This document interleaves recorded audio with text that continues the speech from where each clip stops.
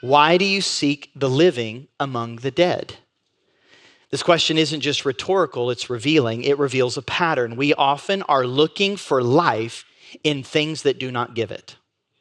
We're looking for meaning and satisfaction and life, depth in life, in areas and places and in things and people that do not provide it. These are all paths that feel true.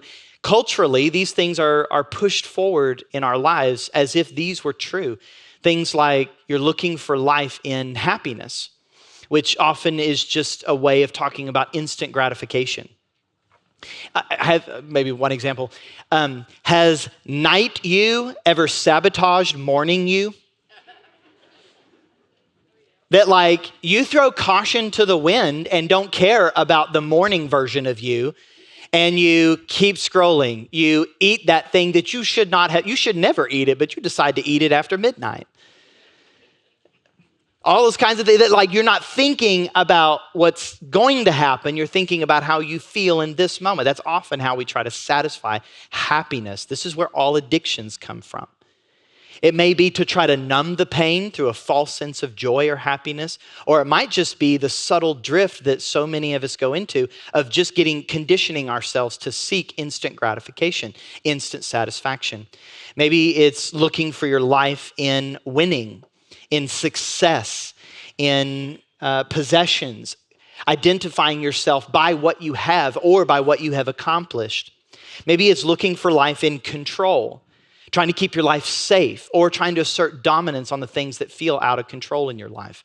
And you'll hit a hard reality that control is an illusion.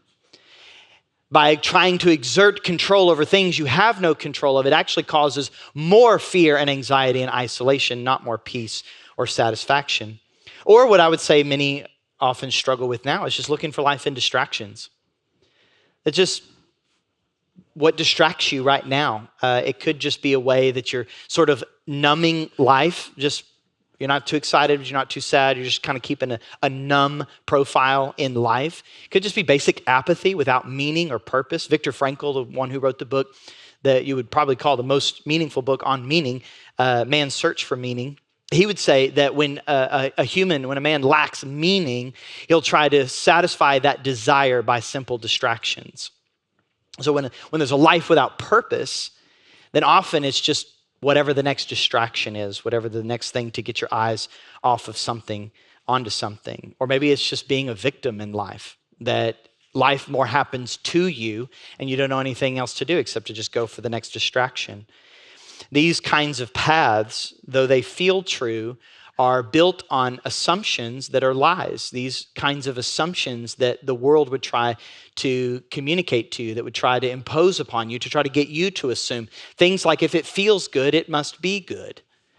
That's an assumption that many people will have. It's an assumption that gets deep into our life that drives a lot of our behaviors, a lot of our decisions, that what feels good must be good, it is good. Or that life is a game to be won, and winner take all.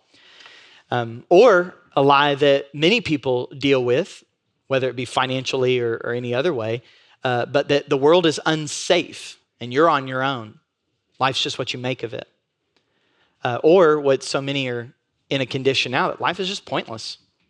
And these act as deep-seated assumptions that they're lies, but those assumptions drive the direction of your life. If you have or are guided by those assumptions, it's driving the direction of your life. It's driving the path of your life. But all of these paths are built on one problem: you.